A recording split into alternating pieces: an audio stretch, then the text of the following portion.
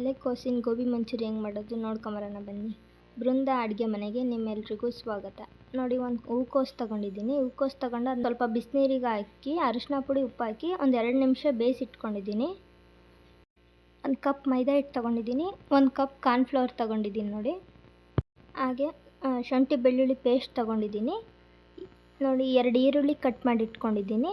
ರುಚಿಗೆ ತಕ್ಕಷ್ಟು ಉಪ್ಪು, ಸ್ವಲ್ಪ ಖಾರದ ಪುಡಿ, 2 ಮೆಣಸಿನ್ಕಾಯಿ ಕಟ್ ಮಾಡಿ ಇಟ್ಕೊಂಡಿದ್ದೀನಿ.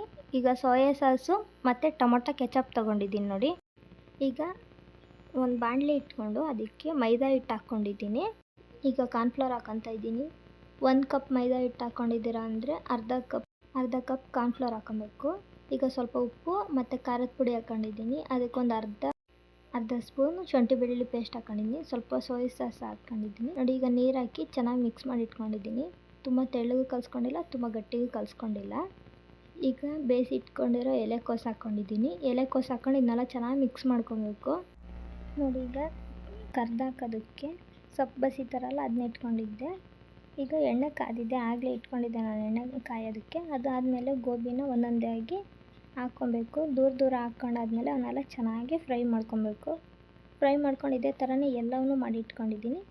ಈಗ ಅದರಲ್ಲೇ ಎಣ್ಣೆ ತೆಗೆದ್ಬಿಟ್ಟು ಸ್ವಲ್ಪ ಎಣ್ಣೆ ಇಟ್ಟು ಅದಕ್ಕೆ ನಾನು ಮೆಣಸಿನ್ಕಾಯಿ ಮತ್ತು ಈರುಳ್ಳಿ, ಸೋಯಾ ಸಾಸು, ಉಪ್ಪು ಇದನ್ನೆಲ್ಲ ಹಾಕಿ ಚೆನ್ನಾಗಿ ಮಿಕ್ಸ್ ಮಾಡ್ಕೊಂಡಿದ್ದೀನಿ. ಈಗ ಟೊಮೊಟೊ ಕೆಚಪ್ ಹಾಕ್ಕೊತಿದ್ದೀನಿ. ಇದನ್ನೆಲ್ಲ ಹಾಕ್ಕೊಂಡು ಕಾರ್ನ್ಫ್ಲವರ್ ನೀರು ಹಾಕ್ಕೊತಿದ್ದೀನಿ ನೋಡಿ. ಕಾರ್ನ್ಫ್ಲವರ್ನ ನೀರಲ್ಲಿ ಕಲಸಿ ಹಾಕ್ಕೊಂಡಾದ್ಮೇಲೆ ಇದೊಂದು 5 ನಿಮಿಷ ಬಿಟ್ಟಾದ್ಮೇಲೆ ಗಟ್ಟಿಯಾಗ್ತತೆ. ಅದಕ್ಕೆ ಕರ್ದಿಟ್ಕೊಂಡಿರೋ ಗೋಬಿ ಹಾಕಿ ಎಲ್ಲ ಚೆನ್ನಾಗಿ ಮಿಕ್ಸ್ ಮಾಡ್ಕೊಬೇಕು ನೋಡಿ. ಮಿಕ್ಸ್ ಮಾಡ್ಕೊಂಡಾದ್ಮೇಲೆ ನಾನು ಒಂದು ಪ್ಲೇಟಿಗೆ ಸರ್ವ್ ಮಾಡಿದ್ದೀನಿ, ತೋರಿಸ್ತಾ ಇದ್ದೀನಿ. ಈ ವಿಡಿಯೋ ಏನಾದರೂ ನಿಮ್ಗೆ ಇಷ್ಟ ಆದರೆ ಬೃಂದ ಅಡುಗೆ ಮನೆ ಚಾನಲ್ನ ಸಬ್ಸ್ಕ್ರೈಬ್ ಮಾಡ್ಕೊಳ್ಳಿ.